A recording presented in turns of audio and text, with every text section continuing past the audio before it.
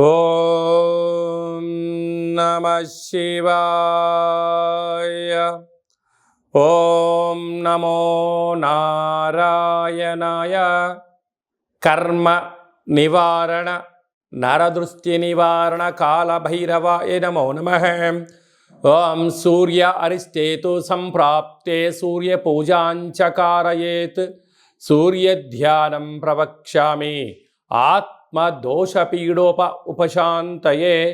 ఓం హ్రాం హ్రీం రోం సహ సూర్యాయ నమః. హరి ఓం.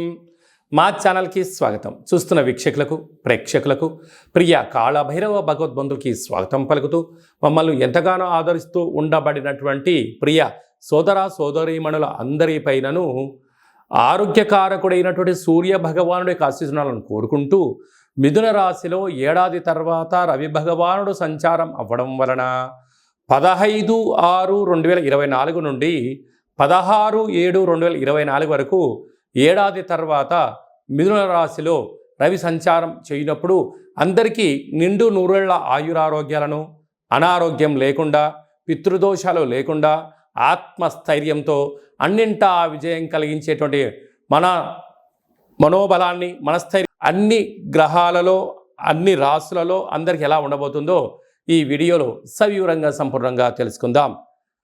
15/6/2024 నుండి 16/7/2024 వరకు మధ్యలో పుట్టినటువంటి వారందరికీ కూడా ముందస్తుగా జన్మదిన శుభాకాంక్షలు. గతంలో వివాహం చేసుకున్న వారికి వివాహ వార్షికోత్సవ శుభాకాంక్షలు. మిథున రాశి వారికి ఏడాది తర్వాత రవి భగవానుడు మిథున రాశిలోనే సంచారం చేయడం వలన వృత్తులలో, ఉద్యోగాల్లో, వ్యాపారాలలో స్వల్పమైనటువంటి ఆటంకాలు వచ్చే పరిస్థితి ఉంటుంది. కనుక మౌనంగా ఉండండి, ప్రతి విషయాన్ని పరీక్షించండి. చేసే అన్ని పనులలో ప్రభుత్వపు యొక్క సలహాలు, సూచనలు, ప్రభుత్వం యొక్క రంగాలలో మీరు పనిచేసేటువంటి వారందరికీ కూడా కొద్దిపాటిగా ఒత్తిడికి గురయ్యే పరిస్థితి ఉంటుంది. అంటే ఎదుటి వ్యక్తులు మిమ్మల్ని ప్రతి చిన్న విషయాన్ని పరీక్షిస్తూ ఉంటారు. మీరు ఎలా రియాక్ట్ అవుతారు?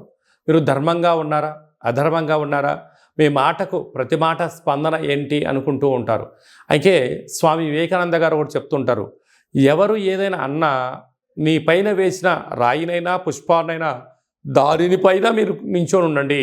వేసిన వారు అక్కడే ఉంటారు, వేయించుకున్నవారు మీరు ఎక్కడో ఉంటారు.